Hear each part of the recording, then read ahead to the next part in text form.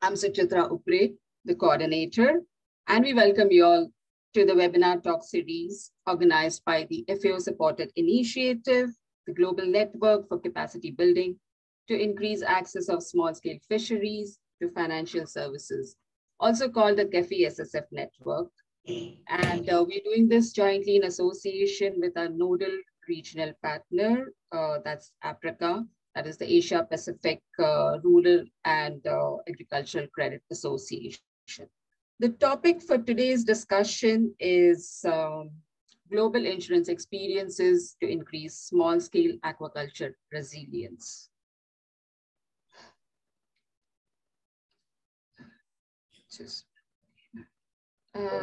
Can you all see my screen? Yeah.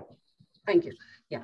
So the agenda for today is I will be giving a brief overview of the recently published FAO report, that is the World Review of Capture Fisheries and Aquaculture Insurance, particularly focusing on the aquaculture insurance aspects. And thereafter, it will be followed by the talk by three of our guest speakers, specifically from the insurance industry who have joined us today. That is Mr. Manuel Cortina from PCIC, that is the Philippines Crop Insurance Corporation. Then we have Daniel Fairweather from Gallagher Specialty, and Mr. Jason Wu from Swiss Re. And the closing remarks would be by Dr. Prasun.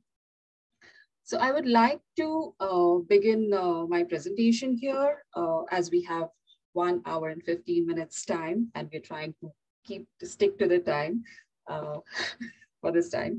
So just to give you an idea, a background information, that this review is an update of the 2006 FAO published report on the state of the world aquaculture insurance, as well as in 2009 on the status of the world capture fisheries insurance. So what has been done is much has changed in the aquaculture sector as well as the insurance industry worldwide. And with respect to that, also things have changed in the insurance industry as well as in the aquaculture sector. So taking into consideration the globalization and the increased openings of the international markets that has happened, so this has allowed the reinsurance and the insurance companies also to operate in a wider set of countries. While the technology transfer and innovations, as well as the experiences gained in risk management and assessment in aquaculture operations, have also influenced the way insurance is being offered and managed in these kinds of business lines. So it's in view of these advancements that FAO has conducted this review, with greater focus on analyzing the changes in the industry over the past 10 years for the period 2011 to 2021. About 30 countries had participated in this review, and the findings are primarily focused based on the extensive desk research. And it was also complemented by online survey, which was conducted during mid-2020 year. The survey targeted various actors in the insurance business, and information was particularly collected on insurance products and services, as well as on underwriting and risk management aspects and practices. And of course, the challenges and opportunities that are applicable to these lines of insurance. About 63 responses were received, of which 40 were directly from the insurers and reinsurers, whereas 23 of the responses were from brokers, surveyors, and loss adjusters also. This report also consists of 4 national reports. This review report consists of 4 national reports, of which India, China, Russian Federation, and the United States are covered under that. And it covers 5 regional reports from Asia, Africa, Europe, Latin America, and the Oceania region. So I would like to briefly give you an overview of the insurance market that the report has covered. It shows a global growth rate of about 2.7%, with the gross written premiums in 2018 were US dollars 5.2 trillion. And the non-life insurance segment contributed about 46%, which also includes aquaculture insurance. And globally, aquaculture insurance market so far, the estimated total premiums are US $161 million. And the report highlights that Asia is the fastest growing market in terms of gross written premiums, with growth potential specifically for the liability and the agriculture and allied business lines. Coming to give you an idea about the Africa and Asia insurance markets, as you can see, the African industry is valued at US $68 billion in terms of gross written premiums, while globally the insurance premiums have increased to about 5% in the year 2017 to 18. But African insurance markets have remained stable at 1.31% of the global premiums. And in Africa region, it's South Africa, which is leading in terms of the premiums by 48.26 valued at 48.2 billion US dollars, which constitutes about 70% of the whole continent's premium. The next is Asia region, which has about 32% of premium share. Primarily the non-life and life insurance markets in Asia are estimated approximately at 5%. And the gross premium for non-life in the Asian markets is estimated at 564 billion US dollars. So coming to the Europe markets, in Europe, the growth has been mostly in the aquaculture insurance, which has been driven by the sophisticated technology of the salmon industry, followed by the sea bass and the sea bream species also, which is in the Mediterranean region in terms of coverage. Norway is leading and has the biggest market in the industrialized aquaculture segment. Europe, again, is one of the largest reinsurance markets. Coming to the Latin America region, if you see the insurance penetration in the last decade has certainly shown a positive performance, whereas the insurance premiums in the region have represented to about 3.1% of global insurance premiums. And the reinsurance and insurance activities are highly supervised by the insurance regulators of each of the respective countries in Latin America. There are few large aquaculture companies that are acquiring insurance from abroad through their parent companies. Now, I would like to draw your attention on the worldwide distribution of the aquaculture insurance policies in force, which the report has highlighted. In 2006 review report, there were about only 7,500 to 8,000 policies in force, while this review report of 2022 has shown about an insurance policy, total insurance policies in force estimated at 40,000 based on the reports and the information disclosed. And if you can see the distribution of, region-wise, the distribution of policies in force, which is there is, again, Asia region is dominating with 83%, while only about, in Europe, 7% of the FAMs are covered. Mostly over here, the large and the semi-large segment is what is predominant. Coming to the Americas region, 6% of the coverage is there, and which is mainly contributed more by the United States over there. And in Oceania region, it's 3% of the policies are in force, which is about, and in Oceania region, half of the aquaculture establishments at least do carry some form of stock mortality insurance coverage. And coming to the Africa region, it's still in infancy stage insurance markets, and there are less than 400 policies in force, so which contributes to about just 1% of the distribution. Coming to the underwriting, the report has shown that the underwriting experiences in aquaculture stock mortality insurance. Over here, about 52 responses were received from 16 countries. So this data is based on that.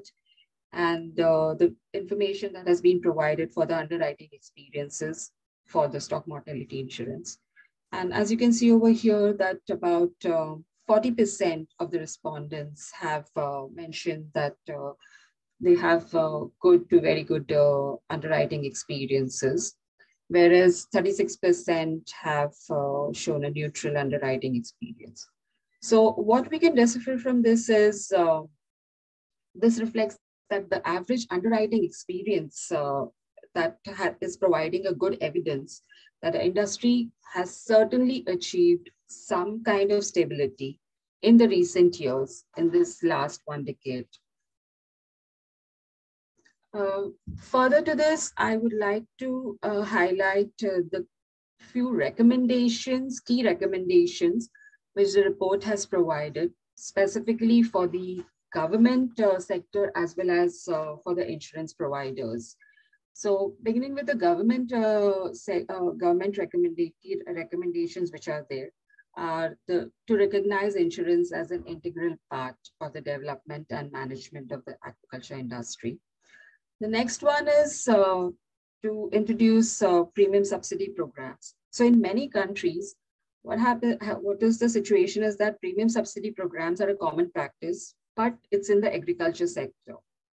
So there is a need for similar subsidy programs which can be adopted to increase the uptake of insurance services in the aquaculture sector also. So 2 countries which have successfully implemented these kinds of subsidy programs is Japan and USA. So coming next to the next point is the public and private partnerships, which promotes establishment of partnerships to provide reinsurance services to mutual insurance schemes or deliver direct insurance services to fish farmers also. So this can be provided either through premium subsidy programs or awareness raising campaigns, or with the technical support of the government departments or fisheries agencies. And then coming to the mutual insurance program over here, there's a need to develop a legal and regulatory framework by several countries that can facilitate the establishment of mutual insurance associations and also regulate the operation of mutual insurance schemes. So this way there can be a support for the availability of more affordable insurance solutions, especially for small-scale aquaculture producers. Coming to the recommendations for insurance companies, what we can do is implement innovative insurance schemes that target small-scale aquaculture sector by introducing new delivery models, such as provision of aquaculture insurance to fish feed suppliers, parametric insurance, which has been widely discussed across amongst various insurance companies, and also a lot of stakeholders are discussing that, so which we're also going to see in our presentations later on. And also facilitating premium reduction by introducing best management practices. So coming next to the alliances with aquaculture organizations like fish farmer cooperatives, producer organizations or associations, they can be partnerships by insurers. This way, it's a win-win situation for both the parties that way, because the organizations benefit, insurers benefit with the experience of the risk assessment, reduce transaction costs, and overall cost-effective management of policies. Next is increased awareness within the industry. So here we would particularly like to mention that building capacity of the insurance staff, the insurer's staff, which is involved in addressing the insurance needs for the sector, especially the specialist underwriters, surveyors, loss adjusters, and insurance agents could be a critical component to ensure that there is more access and provision of insurance services. And finally, the diversifying the aquaculture insurance portfolio. What we mean over here is insurers need to invest in increasing their knowledge of other aquaculture species other than the common or the high price value species, and also the risks that are related in the culture systems in order to develop and prioritize and pilot new insurance products. So these were the key highlights that we wanted to share about the World Aquaculture Insurance report. Of course, there is immense and an ocean of information there. We encourage and would suggest that you all can also read this. We'll also be sharing the report with all the stakeholders, all the participants. I would just like to briefly talk about the CAFI-SSF network over here, and what do the stakeholders and organizations and institutions, what is the value that CAFI-SSF network can bring on board by partnering with us. So just for all those who have joined us first time, I would like to inform that the CAFI-SSF network was first endorsed by stakeholders from various organizations, right from policymakers, insurers, government agencies, academic institutions, and fisherfolk organizations. We're glad to also share that two of the stakeholders or insurers who had attended the program during 2019 have joined us today, and they are also the speakers for today's program. So we have Mr. Cortina, Manuel Cortina here, and also Mr. Dan Fairweather, who will be speaking shortly. So over here, I would just like to give you all the scope of work and what we bring on, value that we bring on board. So basically, CAFI-SSF network helps the organizations and insurance industry to understand the unique business characteristics of the small-scale fisheries sector and producers and the value chain they operate in and the risks they face. We also help institutions to adapt to the sectoral challenges of their institutions to help them understand the sectoral challenges. And there's also a knowledge sharing amongst the various regions, or if at any point any institutions need any kind of information from different regions on pilots or programs, we are glad to share and facilitate the interaction amongst various organizations. So these are some of the highlights of our work. And here I would just like to quickly show you all what are the various subjects that we have identified under the project cycle of the finance and insurance programs to which CAFI-SSF network does contribute. And we have also, in the last one and a half year, we have supported our partner organizations in some of the situation analysis programs, as well as identifying case studies and helping them document. And currently also, we're glad to share that CAFI-SSF network is also engaging with new partners like Bay of Bengal program now, as it's an intergovernmental organization which is a consortium of about 6 to 7 countries. And we are also facilitating to support and engage with them with a study on issues, practices, and opportunities in application of insurance as a tool for fisheries management and to build resilience in the sector in South Asia. So for more information and to join the network, please, you can write to me, or you can also write to Dr. Raymond Van Andrew, who's the Senior Fisheries Officer, and he's a part of the CAFI-SSF Secretariat based at Rome. So thank you. And without taking much of the time, I will stop here. And so now we will, I would, since Dr. Raymond is also the lead author, Dr. Raymond, do you want to add to anything or share your thoughts? We have just 2 minutes if you want to share. Thank you very much, Suchitra, for this very, very nice presentation. Good morning, everyone. Good afternoon to those of you in Asia. It's great to see many of you at this, this webinar. As you saw from the presentation from Suchitra, there is still a lot to do in terms of improving and increasing the scope of aquaculture insurance worldwide. If we know that we have millions of aquaculture farmers worldwide and there's only 40,000 policies in force, then there is still a lot more to do for us. And of course, from the FAO side, we will be happy to assist you with that. one of the plans that we will have in the coming years is to work together with some of you, hopefully in this group, on the standardization of production systems in aquaculture. As you know, the insurers are very much involved in the insurance of standardized systems, for instance, for cage culture of salmon, which is an easy production system for them relatively to insure, because they know everything about it, all the risk involved, they have good risk management practices. And we should try to also establish similar kind of standardized practices and risk management approaches for other production systems in aquaculture.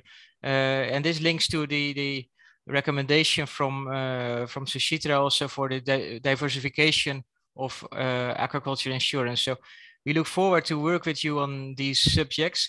And now I have the floor. One more thing that I would like to say is that, which it may be nice for you to know, is also at the end of this year, in November, there is the 7th World Congress on Rural and Agricultural Finance. And that is going to take place in Mexico on the 23rd and 25th of November, and is organized by the regional centers like APRACA and AFRACA. And it would be great to see many of you also there. We managed to get a spot on the agenda for value chain finance and insurance in fisheries. So it's definitely going to be an interesting Congress. So I look forward to seeing many of you there. And of course, through the network, we will also share everything what is happening at that Congress. Thank you, Suchitra. And of course, I would be happy to help and comment on other subjects as well. Thank you. Thank you. Thank you, Dr. Raymond. So now we will move to our presentations from the insurance industry experts. So we have with us Mr. Manuel Cortina. He would be speaking on Philippines crop insurance experiences in supporting small-scale aquaculture insurance. Mr. Cortina is the officer in charge business development from PCIC. So Mr. Cortina, over to you. Yes, can you see my presentation now? Yes. Okay, and can you hear me loud and clear also? Okay, thank you for that kind introduction, Ms. Suchitra. To FAO, APRACA, co-speakers, and global participants, good afternoon from the Philippines. I am Manuel Cortina. I'm the officer in charge of PCIC Business Development and Marketing Department, and I will be sharing about PCIC's experiences in supporting small-scale aquaculture in the Philippines. Topic outline, I will be presenting a very brief background of PCIC, our insurance programs that includes aquaculture insurance, accomplishments, and way forward, or PCIC's plan. The Philippines is geographically situated in the Pacific Ring of Fire and also within a typhoon belt, frequently visited by cyclones, having an average of 20 typhoons annually, many of which are very destructive. Thus, in an agricultural country like the Philippines, agricultural insurance is indispensable to help mitigate the risks our farmers and fisherfolk are confronted to and help them recover from losses. In terms of the legal mandate, PCIC is mandated to provide insurance protection to the country's agricultural producers, particularly the subsistence farmers and fisherfolk.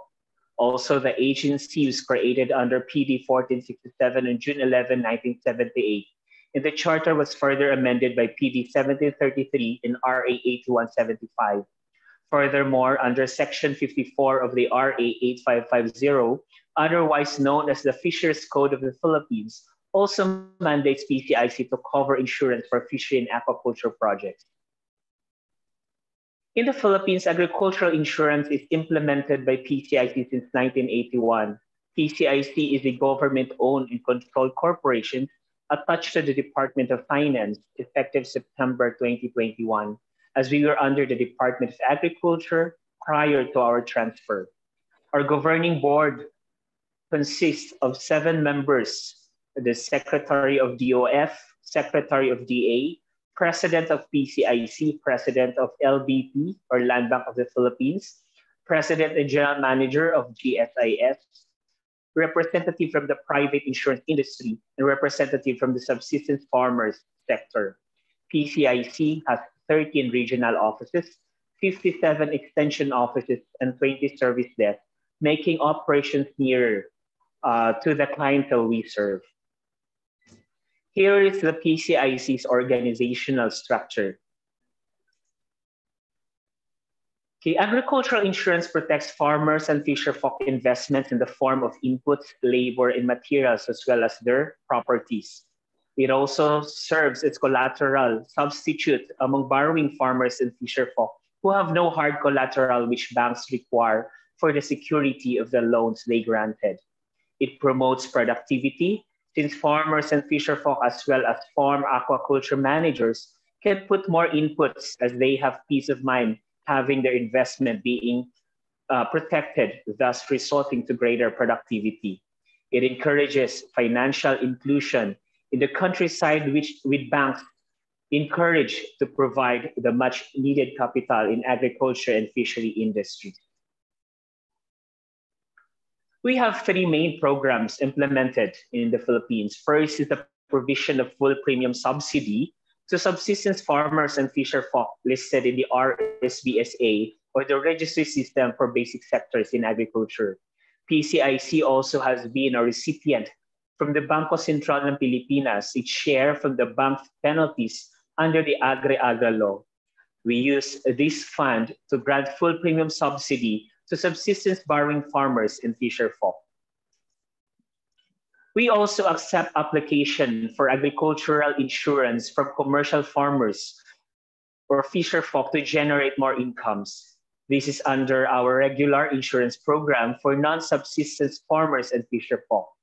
Under this program, premium rate for aquaculture insurance ranges from 2 to 12% of the sum insured, subject to a pre-coverage inspection. PCIC at present is implementing 7 agricultural, property, and life insurance programs for farmers and fisherfolk.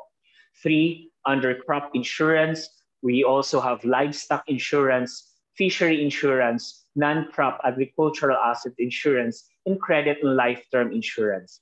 Except for the credit and life term insurance, the 6 other insurance programs can be availed under 100% fully subsidized insurance.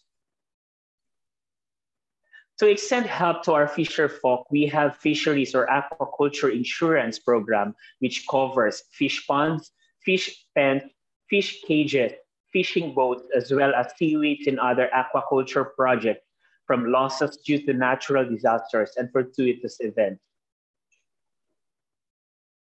In terms of eligibility requirement for individual fisherfolk, the fisherfolk must be duly licensed or legitimate owner or operators to qualify for coverage under this program, provided that if not duly licensed, the individual fisherfolk or fish grower shall be registered under the Fish R or Aqua R of the Bureau of Fisheries and Aquatic Resources, or BFAR, and following the BFAR's Code of Practice.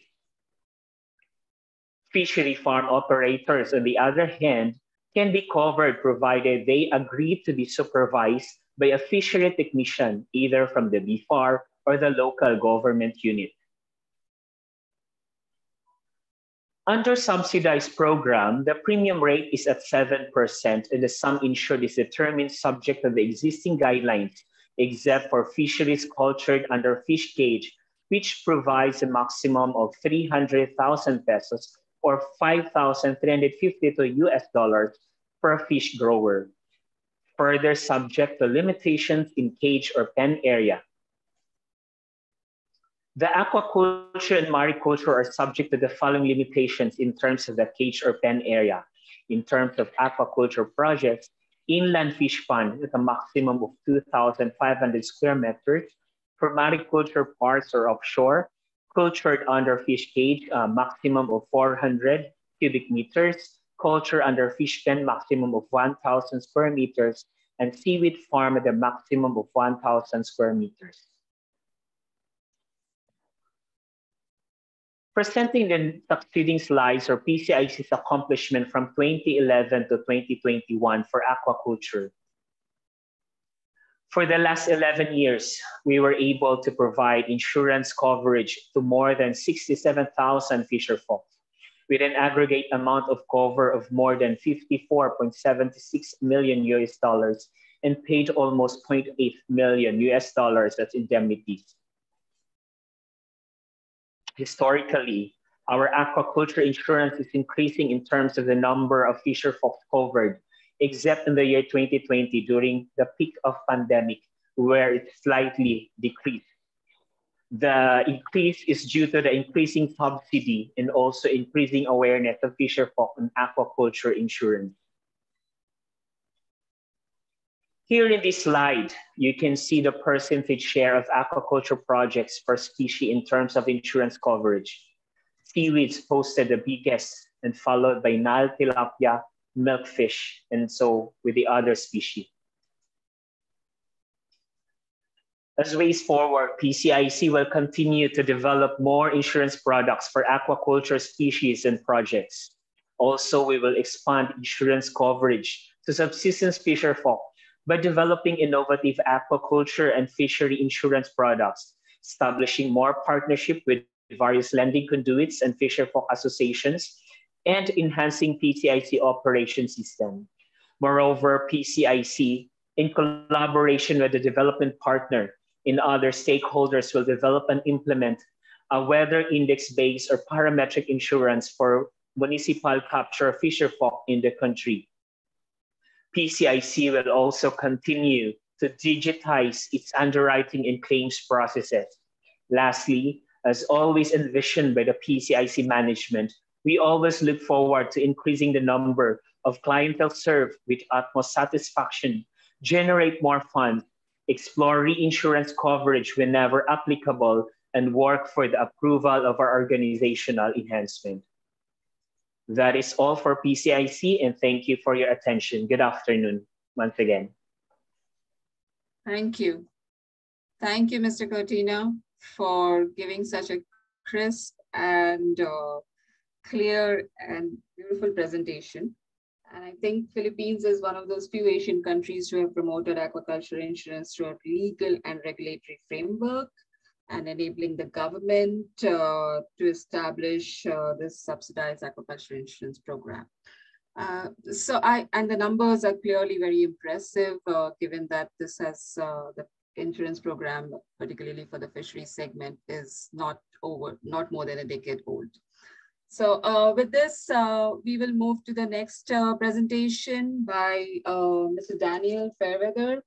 Mr. Daniel is the Executive Director, Livestock, Aquaculture, and Fisheries in Gallagher Specialty.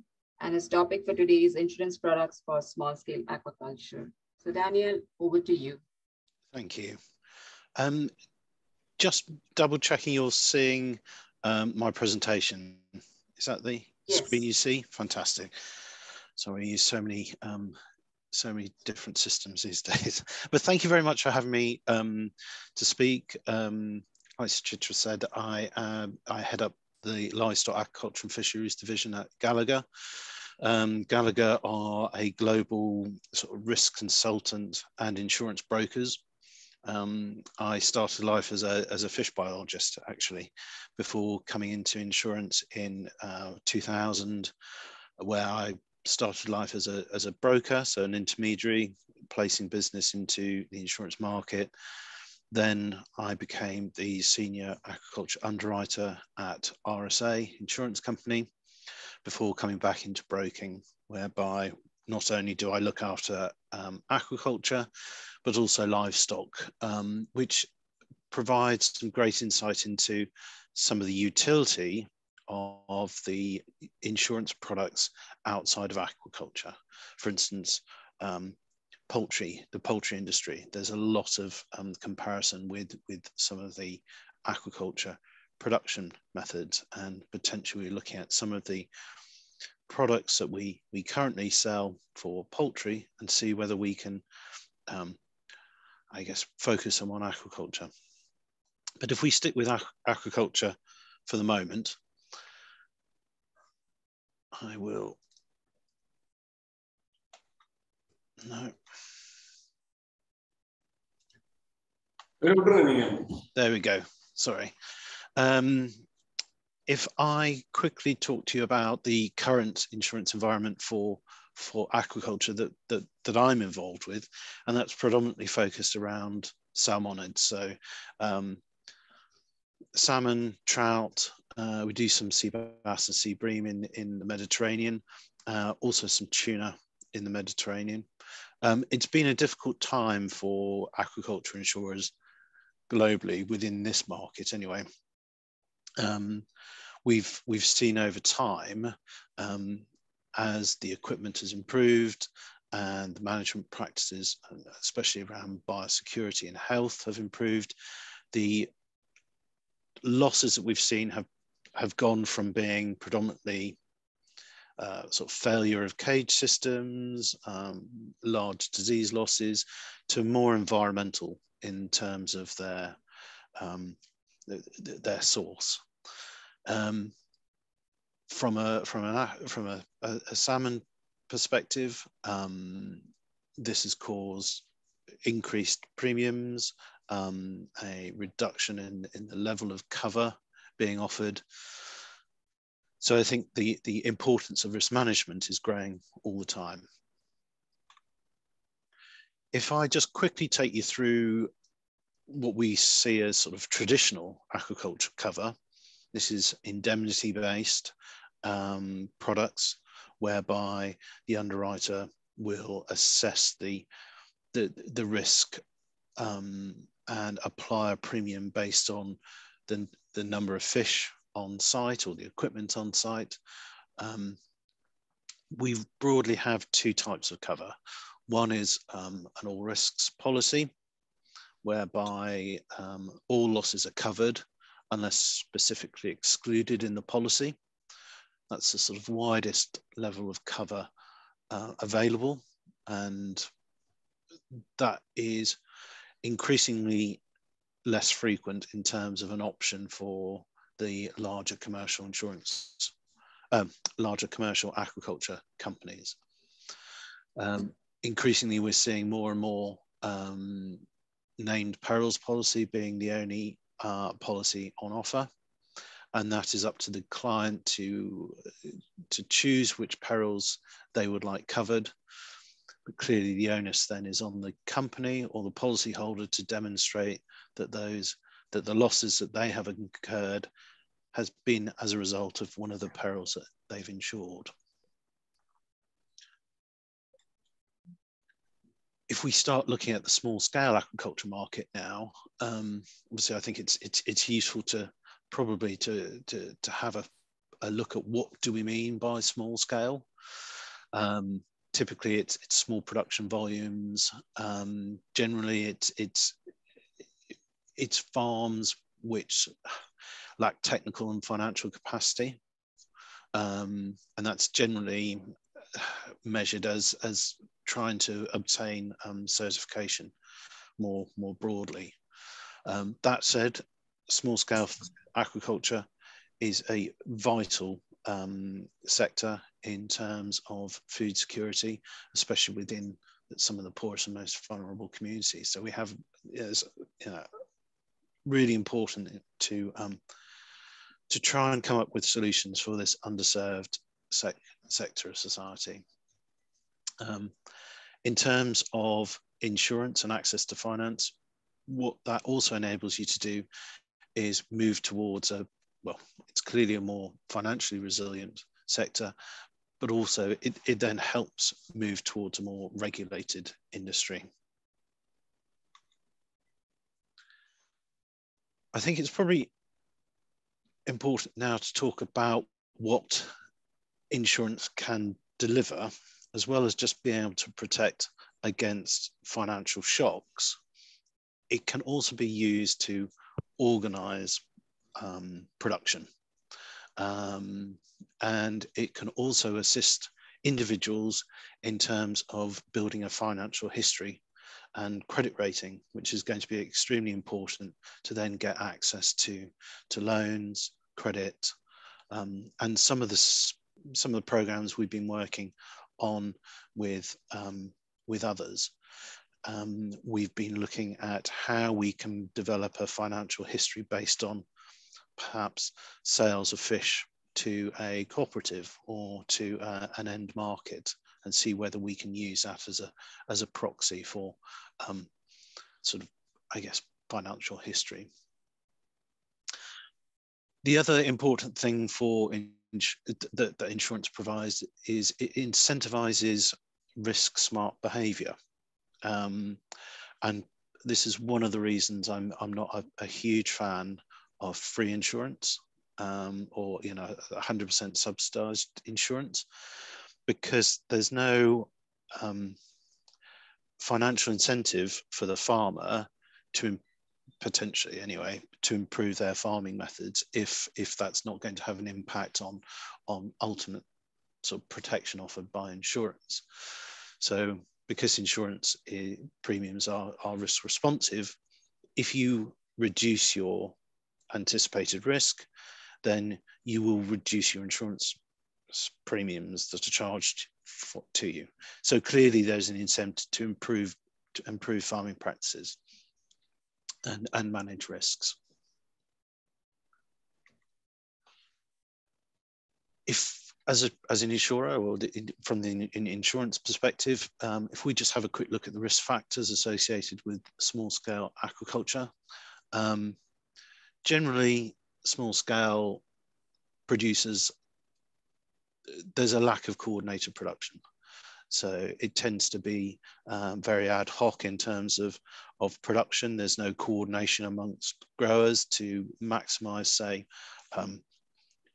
the market price for their goods. It tends to be sort of farm gate. Also in terms of things like biosecurity, what we've found within the larger commercial sector is that it's very important to coordinate amongst your neighbours and fellow aquaculture or fish farmers in things like stocking, treating for disease. If you have a coordinated response, then clearly, or having a regional or an area response, you stand a much better chance of being able to sort of deal with some of those health and disease challenges. Small-scale aquaculture generally suffers from poor quality inputs. Those tend to be the stock themselves. So buying sort of cheap, say, PLs for shrimp farming, or cheap fingerlings, which ultimately don't probably do as well as say a better quality fingerling and feed. It's generally also the case that there's shared water supplies, so you're very much open to the impact of your fellow farmer, and we see that a lot in, say, the shrimp industry and in some sort of inland ponds where you have cages within those for, say, tilapia. It tends to be limited sort of regulation support from governments. It's very difficult to try and sort of coordinate approaches and access thousands of small-scale farmers. Logistically, it's quite difficult to administer. And also in terms of a small-scale sector, record keeping tends to be very poor. So it's very difficult to then demonstrate a loss as a result of production. Very difficult to say, well, I mean, you might be able to use sort of feed records and sales records as a proxy for some sort of financial loss, but if you don't have them, it becomes increasingly difficult. Sorry to intervene. Dan, can you stick to the time and maybe... Oh, sorry. So yeah, you can just speak about the main insurance product. Fine, I'm sorry. So risks associated with management practices and husbandry tend to be around water quality, disease and product quality. So of course, these are very difficult to insure from a small scale farmer level. Far easier is sort of non-management related risks, which tend to be sort of environmental in their sort of in their scope. Again, these are things like excess rainfall, drought, potentially temperature, and proximity to tropical storm and cyclone.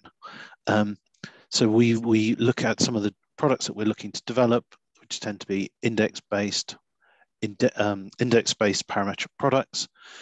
And this has a decreased moral hazard because obviously it takes away the management risk, but there is a basis risk associated with some of these products, which I'll go into in a second. When we start looking at some of these index-based parametric products, historically indemnity-based products have covered the sort of the cost of production, which might be quite expensive for some of these farmers. So we're looking at how insurance payments might just be a partial replacement of the stock. It might be a fixed payment associated with an event, or it could actually be structured to forgive, that it can forgive loans or credit agreements. This is some of the products we're looking at. Parametric. We use this quite a lot for agricultural insurance, and it relies on the measurement of an event or an index, such as temperature, wind speed, or precipitation, whereby once a trigger has been reached, there's an automatic payment. There's an assumption that those events will have caused some financial loss. So rather than having an insurance surveyor go out and assess that loss, there's an immediate payment made to the client. And this can be very rapid. So within 7 to 14 days of an event, which has huge value to a fish farmer. It's been demonstrated that a payment made close to the event is probably worth 3 or 4 times that in sort of 9 months, 12 months time, which is sometimes how the indemnity-based products are adjusted and paid. Like I was saying, some of these products could be structured around the loss of profit or revenue, although probably less relevant for small-scale farmers. It could be increased cost of labour, loss of land value. That's probably less relevant for aquaculture. But parametric products could also be used to respond to policyholders down the supply chain. So, for instance, casual workers that are involved with fish processing. If there's significant losses in the aquaculture industry, then there's clearly less fish coming through to the processing sector. You could see a situation whereby fish, small informal fish processors could be protected through these types of products. The other product probably to mention is cat in the box insurance, and this is structured around generally tropical cyclone, and that triggers as a result of the proximity of the producer to the eye of, say, a named cyclone or storm.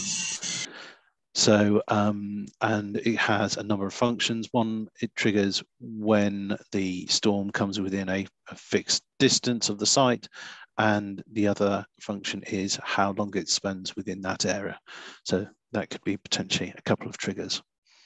But I'm sure, I think Mr. Wu from Swiss Re will be able to go into some of these with more detail in the next talk. Sorry about that. Sorry. Thanks. Thank you.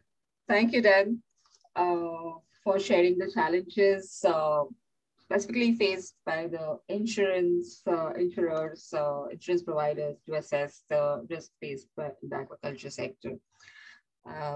So it was certainly, we are aware about that, but the fact that you highlighted that from the insurance perspective, and certainly parametric insurance is also a novel product, as you mentioned, is being widely discussed and perhaps more standardized parametric insurance would soon be kind of introduced across various regions. So with this, we will move to the next presentation by Mr. Jason Wu, who's the aquaculture underwriter from the Swiss Re, the reinsurance company. And listen to his market responses to small-scale aquaculture in developing countries. So, Mr. Wu. Hi, can you see my screen? Yes. Okay, good. I think it's very good to take this chance to introduce what Suchitra did in the aquaculture insurance side. Hi, everyone. Today, my sharing topic would be insurance innovation for small-scale aqua fisheries in Asia. Before I start my presentation, let me introduce myself. My name is Jason Wu, working in Suchitra Agro team based in Beijing. Over the last decades, I worked in different entities from broker, insurance companies, and reinsurance companies. I began my career from marine insurance claims manager and getting involved into fishing boat and aqua claims at that time. After I moved to Suchitra, I get involved into the aqua and fishing insurance claims and underwriting work. And today, I'm glad to share a bit more from Suchitra's practice and experience in Asia. And many of you might know Suchitra. Some of you do not. Allow me to introduce a bit more about Suchitra. Suchitra is one of the world's leading providers of reinsurance, insurance, and other forms of insurance-based risk transfer. Through our work with clients, we fulfill our vision of helping to make the world more resilient. We have a distinct mission. Today, we apply deep knowledge, intelligent data, and capital strength to anticipate and manage risk. That's how Suchitra powers progress for our clients, helping the world rebuild, renew, and move forward. Today, 75% of risks from natural catastrophe and climate change to aging population and cyber crimes remains uninsured. We aim to change that. So headquartered in Zurich, Switzerland, we are founded in 1863. Suchitra Group entered the Asian market decades ago. Then we operate in different countries in Asia. And we operate through a network of around 80 offices globally and provide a wide range of technical expertise and enabling us to develop unique solutions and drive forward growth. And now let's come back to aqua insurance business in Asia. As part of Suchitra Global Specialties, Suchitra Agro Asia teams located in 3 countries, namely China, Singapore, and India, to serve all Asia clients.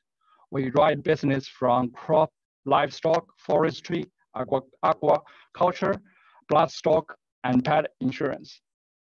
Our introductions here would be from three aspects: insurance product innovation, business model, and tech application. First of all, from product innovation, Suchitra's footprint on aqua insurance is more than traditional aqua indemnity-based insurance. We work with partners to promote weather index insurance in Asia countries, in addition to traditional indemnity-based products. And when we talk about the business models, it is widely recognized that the government's role is critical. The government promotion, sponsor, and reward, etc., will be engine for aqua insurance development. Meanwhile, mutual insurance remains core of aqua insurance in Japan and China from the perspective of insurance governance. In addition, loss prevention service is also highlighted in response to climate change. Certainly, from the angle of technical application, we have seen that GIS, satellite image, Internet of Things are tested in different cases to empower aqua industry and also empower the insurance sales, risk selections, and claims. I think moreover, Aqua facilities are moved to deep waters, and facilities are accordingly upgraded to maximize the profit and income.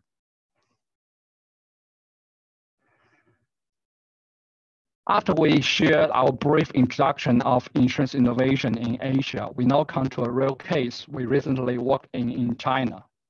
China has been the largest agriculture insurance market in the world, reaching $1.15 billion in 2021.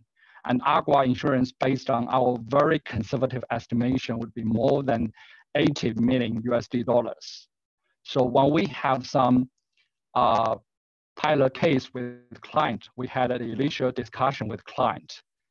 We collected feedback from different parties concerned, from fisheries, from insurance, from government. From fisheries, they told us that the risk is very high with high volatility. The application process is uneasy, and the premium sometimes charged is so high that they cannot afford. And even they face some delayed payment after the one incident. From the insurance companies, they sometimes complain that the applicant, the moral hazard and anti-selections. They also have some concern about the low risk management capabilities of fishermen.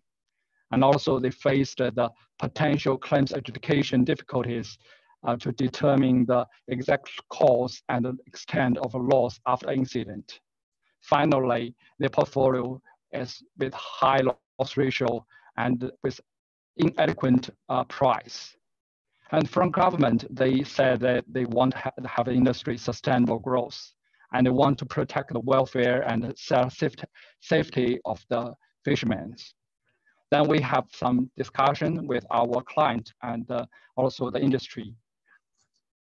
And we designed a product with the clients trying to cover the typhoon risk, which is a severe risk in the local fish farms. Meanwhile, from the loss histories, we find that the high tide sometimes have the superimposed effect on the typhoon losses. So we take the tide factor into our pricing and product design. And in respect of the product sales, the product is sold in as per unit. The customer is allowed to buy the insurance more than one unit if your aqua farms are larger. So we also share the fortune with client on proportional base. So which is like that we jointly invest one program with our clients. Here we call joint venture, virtual joint venture business model. We empower the program with the Swiss Re Air Map. Swiss Re Air Map, its full name is Swiss Re Agro Insurance Risk Management Platform. We offer two functions, main two functions in the platform. One is to facilitate the weather index insurance design. Secondly is to help the farmers and insurers to monitor risk on real-time basis from very high-grade data set. So the right of the slide shows the UI of our social air map. The program is finally delivered to small scale farmers in the region and receive high recognitions from the government with a subsidy. So this is a real case we recently closed with one of our regional clients. And after we share our business case in China, we will talk a bit more about the future trend of aqua insurance for small-scale fisheries. I guess if today you ask agriculture insurance industry participants, which is a main concern of their daily work, I guess it will not be surprised to learn the global warming. The global warming has brought considerable impact on Asia aqua insurance business, and the insurance industry need to cooperate with authorities and the aqua industries to deliver sustainable solutions. Here we list the four main perils of aqua industry, from nature peril to human error, disease, and indirect loss or loss of income. Due to global warming, at least two main perils have directly shown high frequency or higher frequency and severity. For other two perils, it has indirect link with micro global warming trend. In conclusion, we are living in a changing world where the risk landscape is different from before. So from the product trend, we have 3 points to share here. One is indemnity-based insurance continue to grow due to low penetration of aqua insurance in most Asia countries. I guess you have learned a bit from the FL's report. We anticipate that traditional aqua insurance would have potential to grow. For a market like China, weather index insurance would be an important option to fishermen. For such type of product, Suchitra have done more than one simple product. We have tried different product structure, which we call the Weather Index Insurance Plus. What is Plus? We offer the insurance we added the indemnity-based insurance plus the weather index insurance. We offer the price index insurance plus the weather index insurance. Of course, here the price index insurance is designed with some subjectivity and conditions. We also even work with some client and entities to design the Aqua product quality warranty insurance plus the traditional weather index insurance. So the third point here is the government role. I guess we already received some comment on the government roles. I guess everyone should recognize that the government's promotion, endorsement, and subsidies are precondition of aqua insurance growth, and their support on risk management would also be preferred. And coming to Japan, China, it's almost certain that mutual insurance are still being promoted to deliver the value of one for all and all for one philosophy. So now it's time to close my sharing here, and I'll hand over to the host. Thank you. Thank you. Thank you, Mr. Wu, for sharing such an interesting, activities which are being conducted by Swiss Re and the pilots in small-scale aquaculture. So with this, the session is open for any questions. So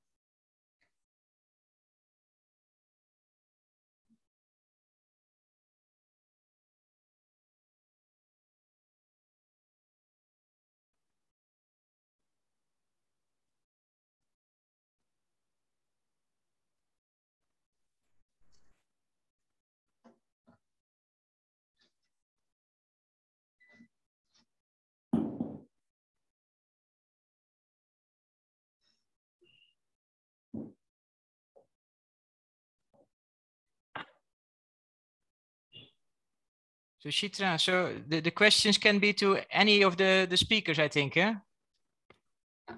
Certainly. Okay. No, let me then just open quickly the floor, because I really appreciate the speakers, what has been said by Mr. Cortina, by Dan Fairweather and Mr. Yu. It is really very good information that is shared, and I must say I have learned a lot. I think especially for aquaculture insurance, index based or weather index based insurance, parametric insurance is definitely a way to go with the climate change that is affecting the production everywhere. And to bring parametric insurance products to small scale farmers is probably easier than many other processes, especially if we can use mobile services, because many of the small scale farmers have mobile phones. And in Africa, for instance, loans are, and probably also in some countries in Asia, I think also in China, small loans for working capital are provided through mobile applications. So if these systems can be used, also the digital systems can be used for parametric insurance, that would be really a good good way forward probably to reach them, because many of them may not have bank accounts. So yeah, so I hope to hear more about these systems in the future. Thank you. Hello. Hello. Yes, Mr. Ravi Shankar. Yeah, first of all, I thank the team and Director of DOBP for giving me opportunity to listen to this. I am working in brackish water shrimp aquaculture insurance. We are signed a MOU with a private insurance company, and we are developed a pilot product and we are implementing in Andhra Pradesh and Tamil Nadu. The problem is that parametric insurance, particularly brackish water aquaculture, farmers are not very positive about that one, because they face the problem of either reduced DO or increasing temperature or fluctuations, not extreme climate events like heat wave or something, which will be covered in other thing. But this parametric insurance based on the weather parameters, it is not working right with brackish water shrimp aquaculture farmers in Tamil Nadu and Andhra Pradesh, based on our experience. That's what I just want to make a comment here, because they want indemnity-based insurance based on their input cost when they are affected by diseases. Particularly in shrimp farms, we have a lot of viral diseases. That's where farmers are more interested in getting insurance.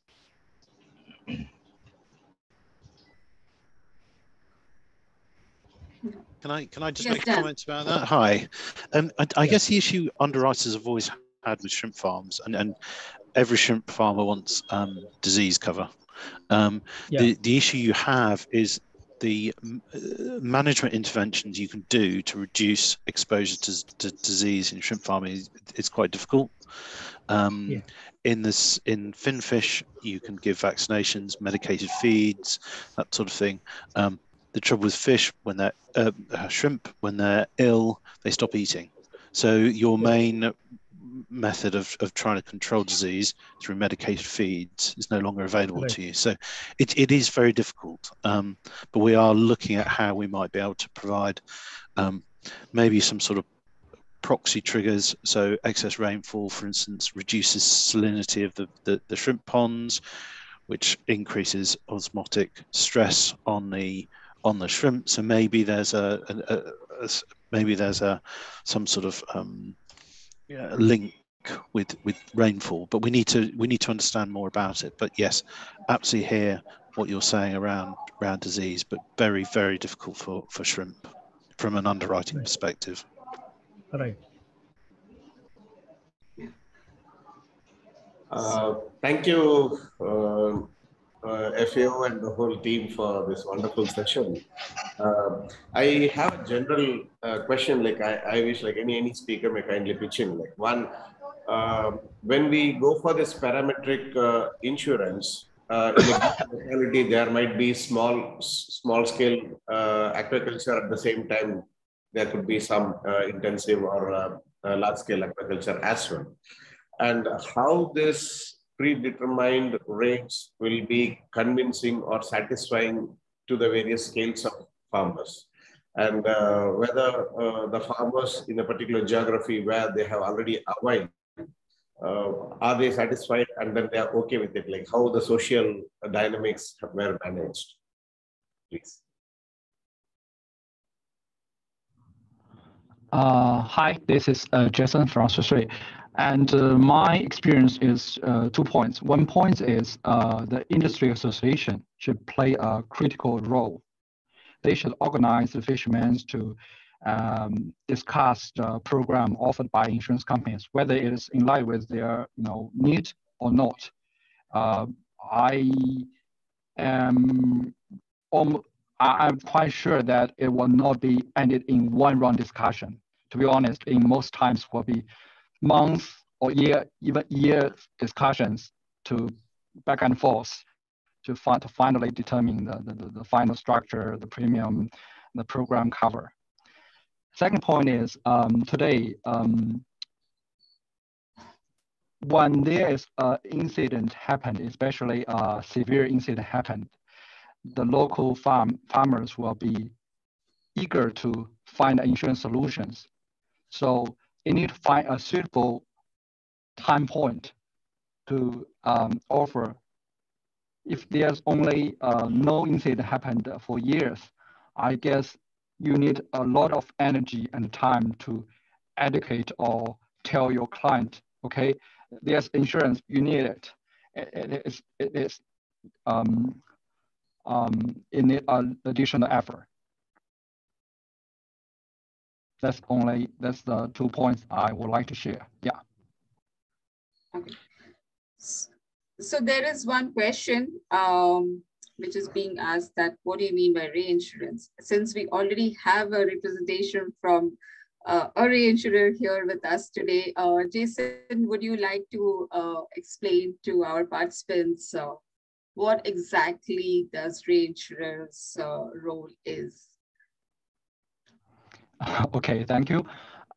Reinsurance companies is the companies, we simply call it the insurance of the insurance companies. We offer the risk transfer solutions to insurance companies, help them to manage risk in a disciplined way, so that they are, the insurance company can manage their risk in capital sufficient approach. Because today, if we talk about one catastrophe, it is easier to bring significant impact to insurance companies within one nation or one region. And these companies need to transfer the risk to other, like reinsurance in companies, to ensure the risk in their hand is always under control. That is the reinsurance. Okay, thank you. I see Dr. Prasun has one question. Yes, yeah, thank you very much. Suchitra, I'm sorry for my, some IT issues on my computer, so I'm joining my mobile. Yeah, but actually, we were thinking and discussing a lot about the insurance for the small-scale aquaculture and small-scale fisheries, basically. Now one question which is bugging me since last 4 to 5 years is that why the financial institutions, basically they're all our members, why they are not considering this aquaculture insurance or maybe small-scale fisheries insurance as a part of their credit portfolio. Because in most of the cases, what we have seen, the insurance in case of crop has been enhanced due to the credit. So credit portfolio, there is a mandatory requirement in majority of the countries, developing countries, that they need to have an insurance for their crop loans. Whether these kind of mandatory insurances can be one of the answers, we don't know that, but can be one of the answers for discussing at the policy level, maybe with the central banking or maybe with the government line departments. So can anybody throw some light on this, whether we consider it as a policy discussion in our future dialogues? Thank you.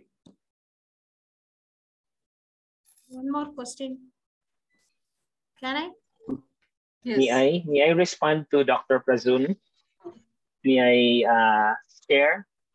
Yes, please, Mr. Cortina.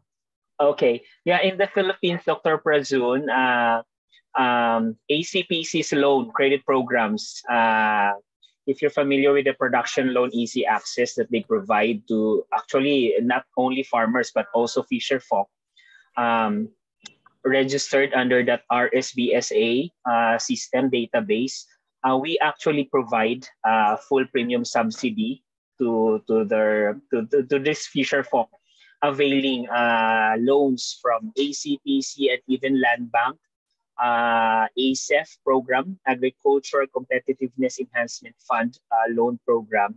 So it is, since we receive budget from the agri-agra penalties that we have a law in the Philippines, where banks are being penalized if they They aren't, providing agri and agrarian loans, 25% of their loan portfolio to these farmers and fisherfolk. Then they are being penalized, and that penalties, portion of that goes to PCIC, and we utilize, as I shared a while ago, we use that money from Bangko Sentral to provide subsidy to borrowing farmers and fisher folks. So we did that here in the Philippines, where we're actually doing that, implementing that type of scheme where we provide premium subsidy to those borrowing farmers under ACPC and Land Bank. Thank you. Okay. Hello. Now we'll take the last question. Ms. Chandra?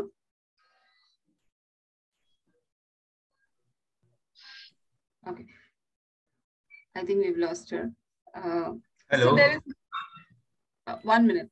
So there is one question to Mr. Dan over here by Dr. Krishnan from BOBP.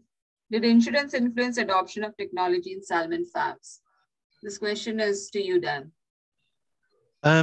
Yes, it probably did. I think historically, the insurance sector probably paid for a lot of R&D in the salmon industry, but ultimately, like I was saying, because insurance premiums are risk responsive, when say, for instance, the cage systems that were being used went from wooden cages to sort of plastic cages, the losses as a result of cage breakups, for instance, reduced, insurance premiums reduced, and I'm sure that added to the uptake in some of the technology and equipment that we've seen in the salmon industry. So no, I would absolutely see it being influenced. Okay. So if there are Hello. Yes. Mr. Prasun's question was why the banks are not coming forward for the insurance of aquaculture sector. In fact, for the animal husbandry, I am from the NABARD, National Bank for Agriculture and Rural Development. I was general manager. I'm ex-general manager of that. We had actually the scheme for this animal husbandry for giving the loans and including the premium in the loan. But that has been stopped because the farmers were taxed for that and because they have to pay the installments. Now, instead of this, why for the small scale farmers, why government, while giving the subsidy, they can give this premium as a part of the subsidy because they are giving for the inputs like the feed, seed, fertilizers and others. The similar way they can put the insurance premium also as one. So that will be the better solutions instead of banks is concerned because the farmers will be levied more interest and other things they have to pay. So this is my suggestion for the policy making is concerned. Thank you. Thank you. So I think with this, there are several questions and with three insurers over here, I'm sure a lot of them have lots of questions. I would suggest that it would be great if you all can send these questions to us and we can direct it to all our insurers because we are running short of time as of now. So with this, I think we will move to the closing remarks by Dr. Prasun. And I'm sorry that we are not able to take up all the questions at this point, but please feel free to write to us. And that this is exactly why we have brought this insurance discussion today. And this is just the beginning. You can write to either me or Dr. Raymond, and also we'll all share your questions with the panel of speakers and keep exchanging this. So over to you, Dr. Prasun. Yeah, thank you. Thank you, Suchitra. Good afternoon from Bangkok.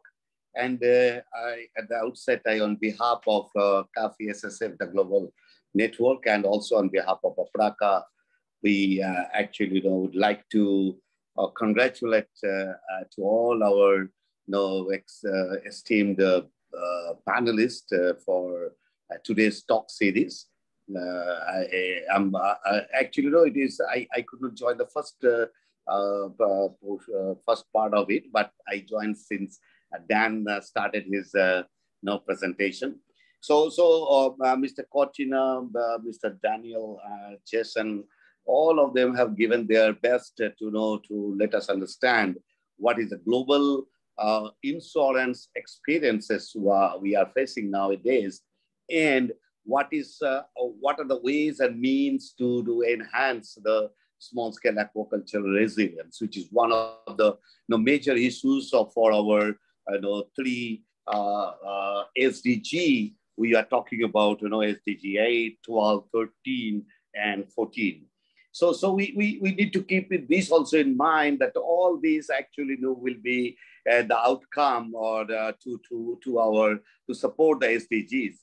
So in the process, what we also from Apraka side, we are also doing some of our work, and of latest we just finished one of our study on the value chain of this small scale fishes in Thailand, and there are certain very interesting issues have come up, and one I just wanted to give one of them is that the lessons what we learned from this particular study is that there are 3 major verticals, which actually I think all our colleagues from insurance sector, they know. The one is the product supply, the second vertical is the supply and delivery, and the third vertical is the policy. So in the product, there are no dearth of products. There are products available, as Dan was telling, as Jason was telling, and even Cortina was telling, that there are products available. Now the question comes, the supply and the delivery. So, Mr. Maruti said that how to deliver at a lowest cost and efficiency. That has a big question now to all our actors in the value chain. Even in the downstream of the value chain in small scale fishes, we found that it is really a difficult proposition to have a delivery model. So the delivery model reaching out to the small scale aquaculture is really a challenge. The third challenge we are facing are the policies. So policy, we can have this kind of dialogue, and we are already having those dialogues. And I think we can see some of the policy changes which are visible. And these 3 vertical together, when they will work together, then it will be possible to have a most efficient way for delivering the product and services. So I think I stop here, and I wish you all the best for all of your work you are doing. We are also trying to work and in close collaboration with the FAO on some of the issues of delivering some financial products and services to the small scale fishes in Thailand and also in other parts of this region. I thank Suchitra and Raymond for providing me this opportunity to work with them. Thank you very much. Thank you. Thank you, Dr. Prasun, for giving us the support always. And we will continue to have these discussions and try to bring more informative sessions, and specifically on insurance, because starting this year, we have been speaking a lot on insurance. We started with speaking on capture fisheries insurance, and we also spoke on the importance and access of aquaculture insurance in various regions, right from Central Asia region, and also in InfoFish sessions. And now today we have organized this by bringing in those stakeholders and insurers who started with us initially when CAFI-SSF network was endorsed. So certainly, Dr. Prasun, thank you so much for your remarks. Thank you, Dr. Raymond, for your guidance and support always to the network. And lastly, thank you, Mr. Cortina, Daniel Fairweather, as well as Mr. Jason for joining us for the session and giving us such an important information. It's also been a learning for us, and I'm sure it's a learning for our participants also today. Thank you, and have a good afternoon to all. Thank you. Thank you very much. Thank you, Suchitra. Bye, everyone. Thanks, everyone. Thanks, everyone. Have a good day. Bye, everyone. Bye. Thanks. Thank you, everyone.